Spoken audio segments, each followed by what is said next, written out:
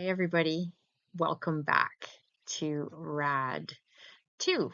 You got through Rad 1, you got to your placement, you've probably had a lot of Rad experience. We're going to talk about that in lab. First of all, as you know, this lecture component is going to run as an asynchronous course, and I just want to talk about that a little bit before we move into the material. Everything will be posted for you to look at. You'll see that there are content areas Blackboard. Make sure you go through the syllabus and look at what is due and when things are, tests, assignments, etc. As per usual, there will be various areas that you can click on to look at details about accessibility and what have you. So make sure to go through that. Don't ignore those folders. Definitely, like I said, look at the syllabus.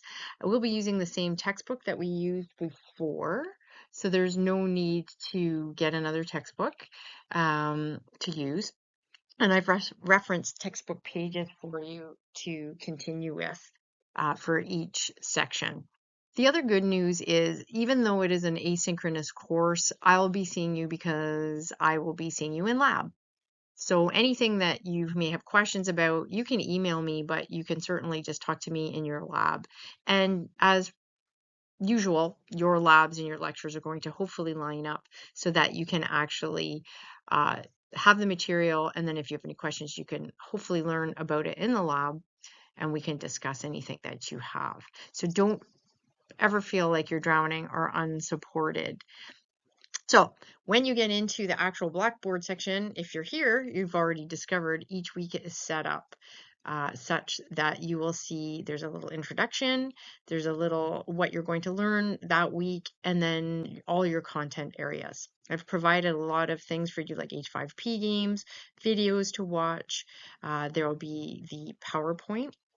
The PowerPoint itself has a notebook LM. I've already done it for you. So it's a nice way, instead of just listening to a voice over PowerPoint, you can actually listen to the notebook LM while you're driving or cooking or doing whatever you're doing.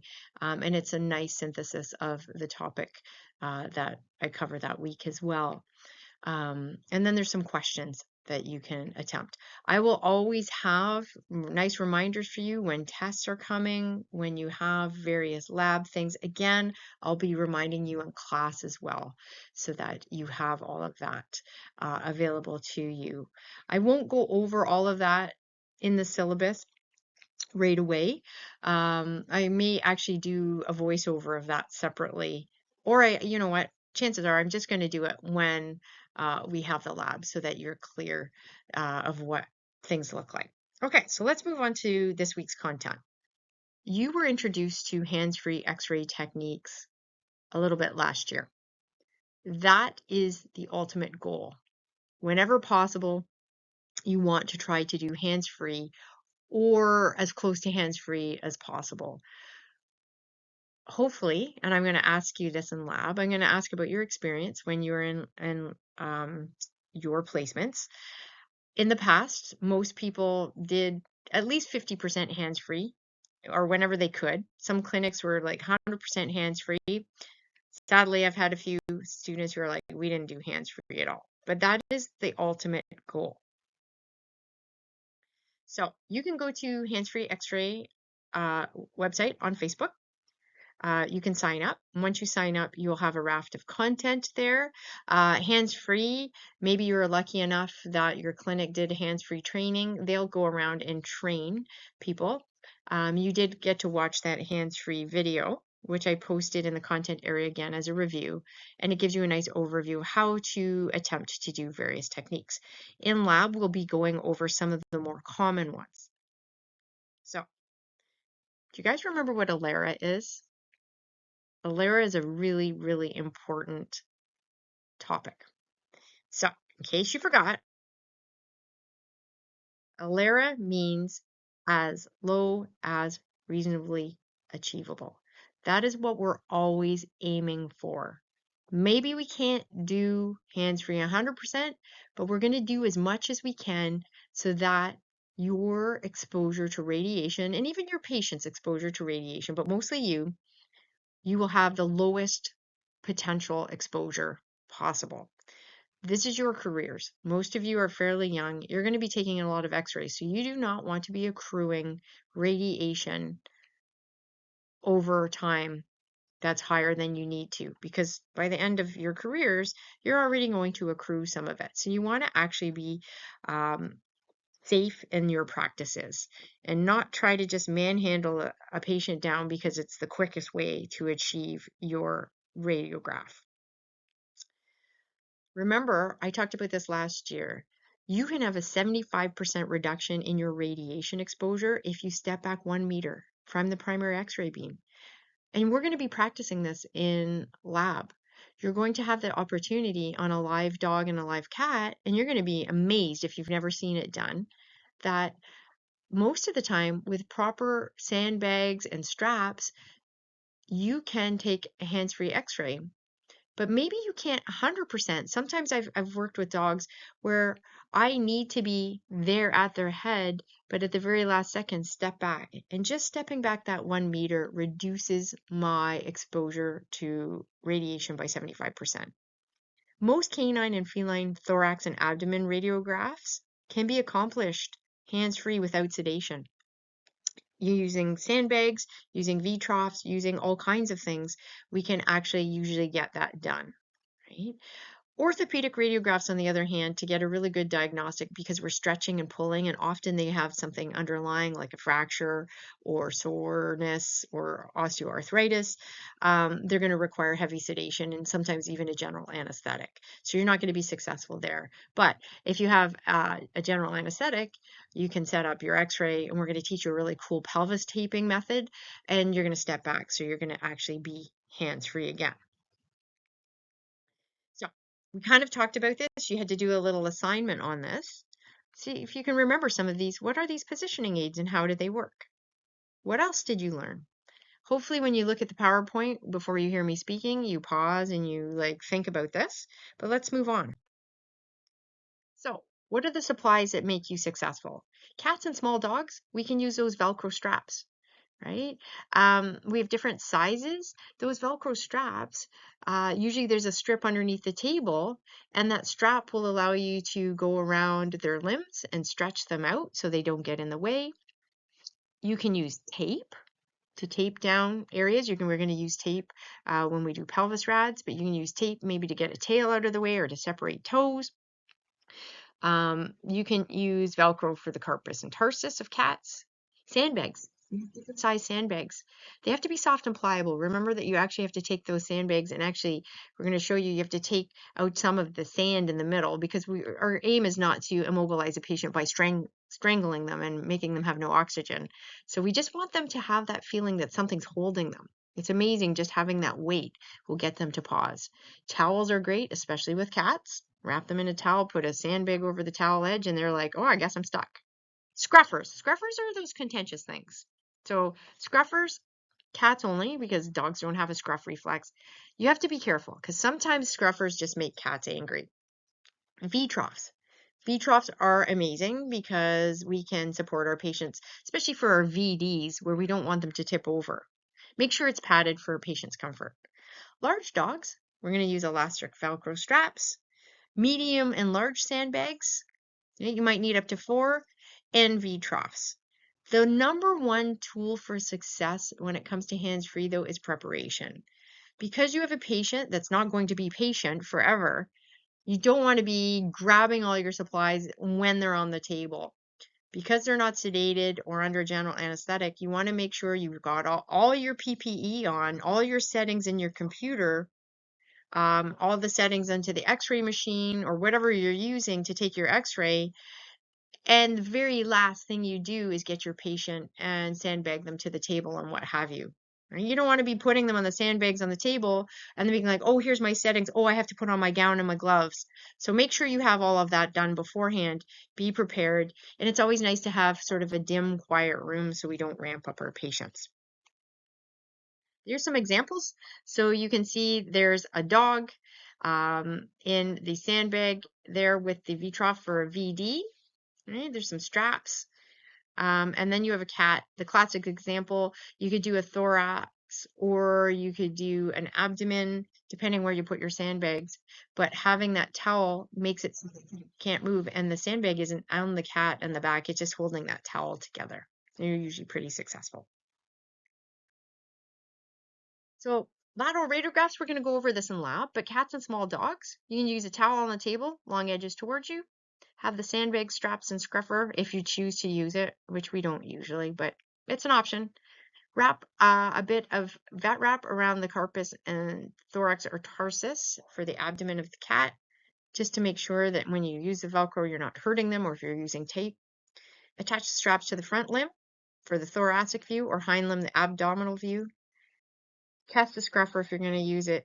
Gently lay the cat or small dog in lateral and wrap the towel around and place a sandbag along the back. It's amazing there they feel like they're stuck. Attach the straps to the table, either with other sandbags or if you have Velcro underneath and they're Velcro straps. Sandbag the hind area for the thorax or the cranial thorax neck, not over the neck, over the shoulders. Again, our aim is not to strangle our patients. Larger dogs, you're going to omit the towel. You're not going to get a towel big enough to hold them, but you're going to use more sandbags, and probably sandbags instead of Velcro straps over their limbs. For VD, you're going to use the V trough. You're going to have sandbags, straps, scruffer if you choose to.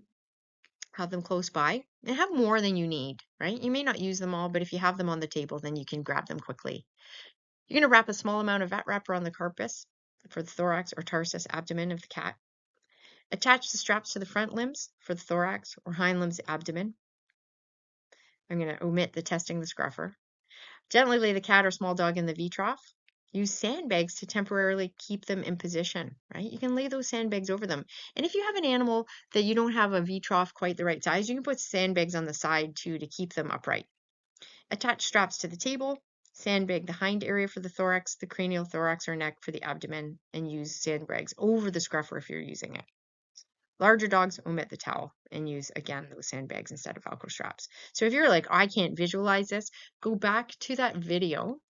I've on the actually opening content area, I have a hands-free poster, but we're going to practice this in lab. We're going to practice it on models, and then you're going to get a chance to do it for real.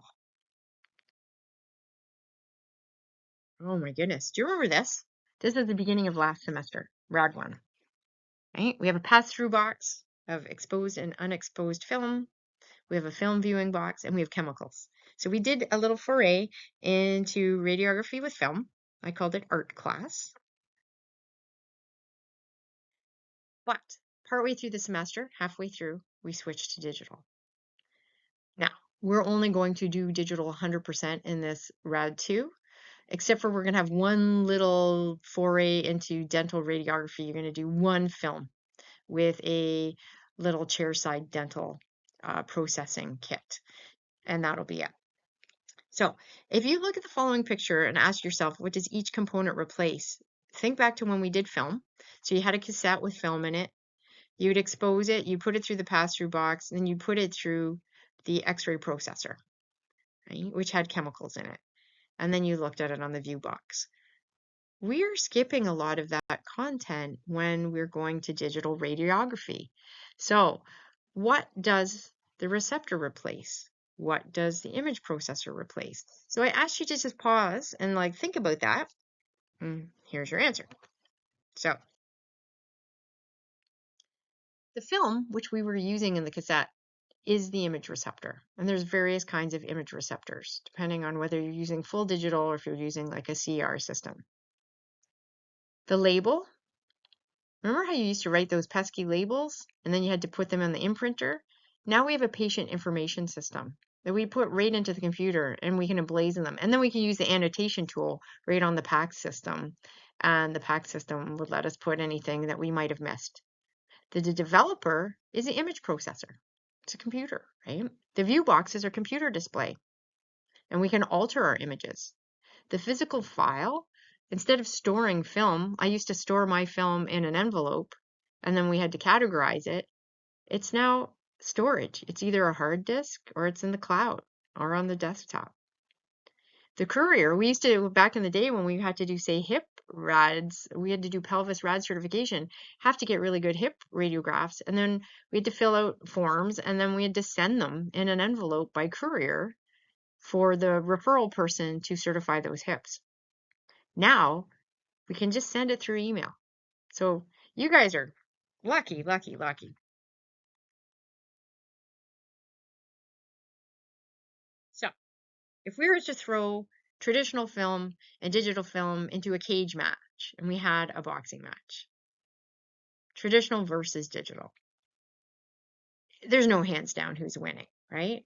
Digital, especially when you get into large animal. Like I always think, where have you been my whole life when I was doing film x-rays on horses? Digital radiography, faster processing. There's no wait time, right? Boom, take the image, you see whether you got a good image. Better images, even when your techniques aren't great, you have better images. You have post-processing, which is a mixed blessing, but post-processing, if you have a slightly not great exposures, you can actually change that. So there is potential. I've potential highlighted there for less exposures. If you're using bad techniques, you might get more exposure of radiation. It's more environmentally friendly. We don't have all those chemicals. Now, one of the disadvantages is it's more expensive, but most clinics have gone to digital now because it's just better in the long run. So if you look at this, I'm not going to break this down fully, but you can go through this, and it's a nice synopsis of CR versus digital and the benefits of each. I'm going to go over this more in lab. So CR still uses a type of film. It's computed radiography. So it's a film that you have to run through a processor. So it's kind of similar. It's kind of, I always think of it as like you've got film processing, then you have CR, and then we jump to DR. Um, CR, you take the image and you have to run it through a processor and it's read through the computer. So it's not using chemicals per se. It's using chemicals that are embedded in the plate that will actually glow when radiation hits them, and that glow can be processed, right? So there's some benefits. Where you're going to see a lot of CR so much isn't going to be large radiographs, but in the dental world. And you're going to actually practice doing digital and computed, so DR and CR with your dental radiographs. And I'm going to ask you what your favorite is when you start working with it. Most people have a favorite. Some people surprise me with what they pick. So DR is immediate. As soon as you put that little sensor in the mouth, boom, your image is up there. One of the benefits of that is if you need to adjust your technique on your dental radiograph, you can tweak it because you can leave that sensor in the mouth. With the CR system, you have to pull that plate out. So if you don't like your angle, you have to try to remember what you had before and alter it. Now, the DR is a little less inflexible. It has a cord attached, and it only comes in the one size that we have. Where CR, you have some more options, and it's a little bit flexy. So once you start working with it, I'm going to ask you what your favorite is. So just some examples of systems. So this is a portable digital x-ray system. Back in the day, we still have it. It weighs a ton. We had a portable x-ray machine with film for horses. Now we have such a fancy, fancy machine, weighs way less. You take the image of the x-ray of the horse and it comes up immediately on the screen and you can post-process it. So it's so much handier. Back in the day, I used to go out and take x-rays, and if I didn't take a good x-ray, guess what I had to do? Once I went to the clinic and processed them, I had to go all the way back to that same farm and work with that horse and hope that horse didn't need to be sedated for those x-rays, because then my name was mud. Now you can go out, take them, and see that you've got the proper diagnostic x-rays right at the farm. That is a fancy system like we have, where you can actually look at the x-ray plate and the computer readout system. So with that digital x-ray machine, you can have that digital plate and then it will come up on that readout system. And that system, we can process it, we can alter it, we can flip it, we can annotate it, and we can send it to storage, or we can send it for a referral. That's the CR system. So it's kind of hard to see, but you can see there's a processor and there's different size plates, right? 0 to 4. So they're different sizes. So it's kind of like your cassettes. And those CR plates or imaging plates are kind of similar to film, but we can use them over and over and over again. Right. So again, we use them largely for dental radiography. Now, I have used CR plates for paws. If I'm looking at toes, or if I have a smaller animal and I need to look at a limb, you can actually use the CR plates to get an X-ray. There's a DR system, right? That's for dental. So you can see it's a harder plate. Usually comes in one size because they're expensive. So a clinic will usually get a size 2 and that's it. So you're a little limited. Some teeth, for example, you'll have to do 2 views to get the root and the crown. But it's immediate. So you can go to this article. So there's a link here. The difference between CR and DR radiography.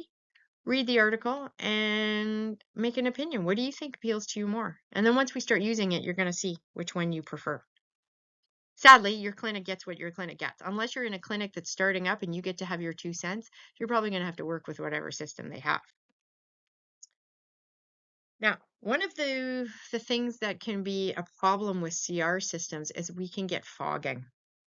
Now, because it is light sensitive, so radiation, we talked about radiation, taking these chemicals and activating them so they form the image that can be read by the processor. Any form of heat, radiation, and light leaks. So you don't want to leave your plates out. We always store them in a box that can't get light into them. And what can happen is you can get fogging. So that light fog means that your image isn't the greatest. Now, good practice dictates that every time you go to use your CR system, one of the things that happens when you process your CR plate is not only is it reading it, but it then emits it to white light, which cleans the plate. Right? The plates have a shelf life over time. They do get frayed. You can see some of our older plates that you're going to practice with. The edges are a bit fuzzy because they're older plates. But what you don't want is in a clinic, you don't want that film fogging because you can appreciate it's hard to get a diagnostic image. In the example here, right? Lung cancer, you could pick up, metastasis, but you would have a hard time picking it up on the image to the right because of the fogging.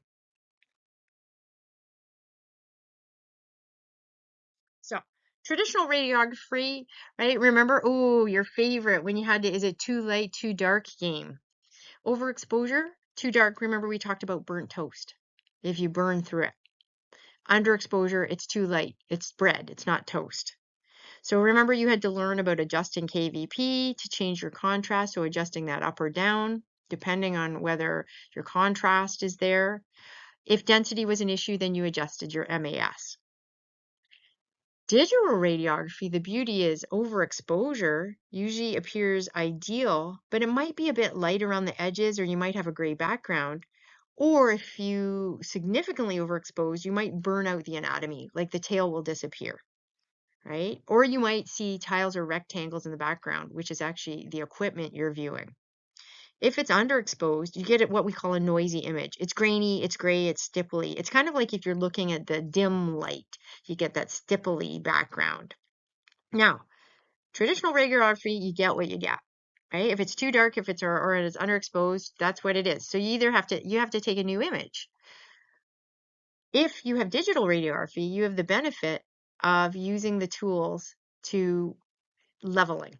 So you can use window leveling on the computer to adjust the contrast, or you can brightness tool to adjust the brightness, right? So you have all these tools that you can actually make, I don't want to say significant errors because you're still using a technique chart and you want to use good technique, but there's a lot of room for forgiveness for a bad image. And you guys realize that, and even how much crisper the image is.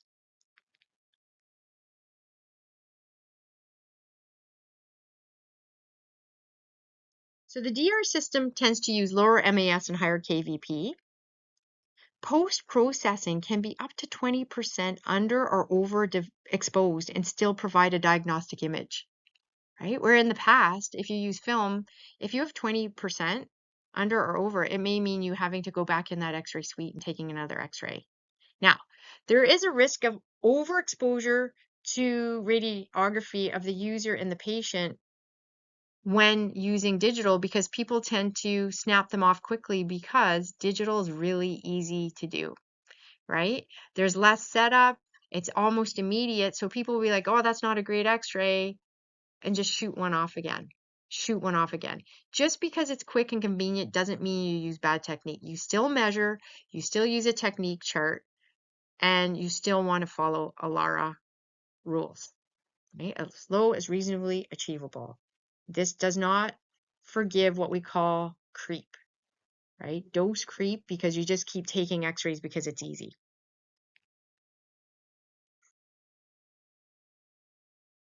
Is that over or underexposed, right? Look at it, think about it, then go to the next slide.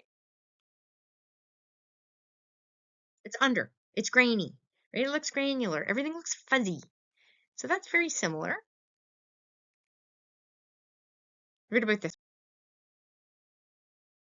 one? Over or under?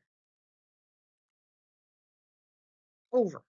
There's bright white lines around the collimation and a really gray background, right? How about this one? What do you see in the background that's to tell? It's overexposed. You can see those tiles in the background that shouldn't be there.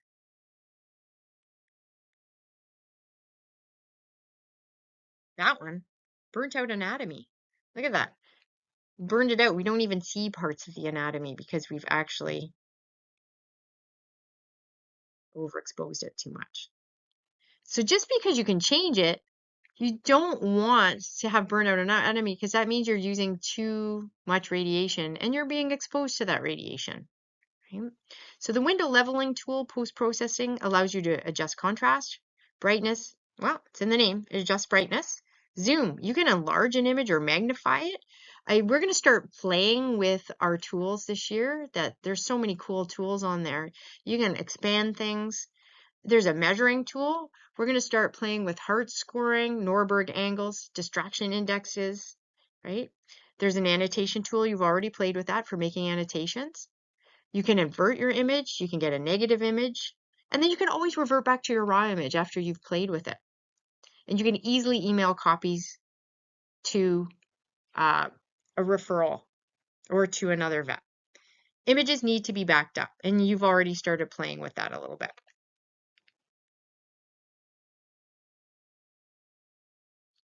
Post-processing and difficulty and overexposure reduces need for retakes.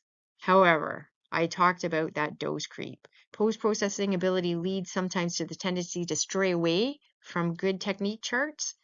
Be aware of that dose creep. Just because you can do quick retakes doesn't mean you should, right? Only if you need diagnostically for the patient. Try to do good technique, and then hopefully you don't have to play with it a lot, and then maybe you do.